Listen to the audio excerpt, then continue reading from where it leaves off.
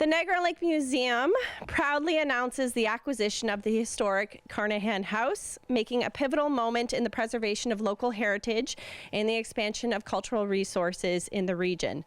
The house holds significant historical significance as the former residence of Janet Carnochan, the founder of the Niagara-On-The-Lake Museum, and as a distinguished educator, historian, and community leader. Carnochan's legacy is deeply interwoven with the rich tapestry of Niagara-on-the-Lake's history. When she purchased the property from her brother, she severed it in order to provide land to build Niagara-on-the-Lake's Memorial Hall, which is the first museum building built in Ontario over 117 years ago. This represents a very strategic move to advance our mission of preserving and promoting the cultural heritage of the region. In addition to serving as a vital piece of local history, this acquisition will also yield substantial benefits for the museum's ongoing renovation and expansion plans. The house, which is immediately adjacent to the museum, will allow for significantly reduced costs in the original expansion renovation project. The Niagara-On-The-Lake Museum is very grateful to all of our capital donors who have showed their support towards ensuring the future of the museums and the community's museum.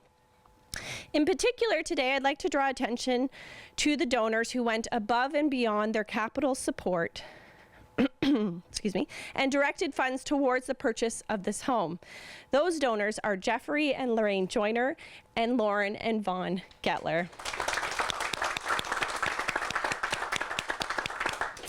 Finally, I would also like to express my thanks to Niagara-on-the-Lake Realty for their significant support of the purchase of the museum.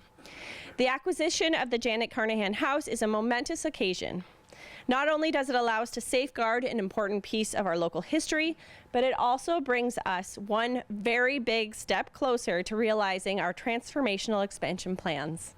We are grateful for the support of our donors, our partners, and the community, and we all look forward to welcoming visitors to experience our rich heritage here. Thank you. Morning, what a beautiful Niagara-on-the-Lake day. Gosh, this is great. As always, I'm always in front of the community to talk about how wonderful supporters we have in our community. Vaughn and Lauren, amazing, and we really appreciate the community support that you give us, the museum as well, and Jeff and Lorraine. Again, I really appreciate the community stepping up. The other partners, the board, Mona and your team at the board. I want to also thank Sarah for coming to us with the opportunities and the things that could be done and looking at things differently in a positive way to help the community move forward in heritage and storytelling, which is really important. And I know Councilor Mavridis is here, Councilor Kaiser is here, and the rest of our council is very supportive of the heritage attributes and the importance, the history telling that our museum in Niagara-on-the-Lake has. And that's demonstrated through council's willingness to find a solution in what was a fairly complicated process, which was basically a real estate transaction.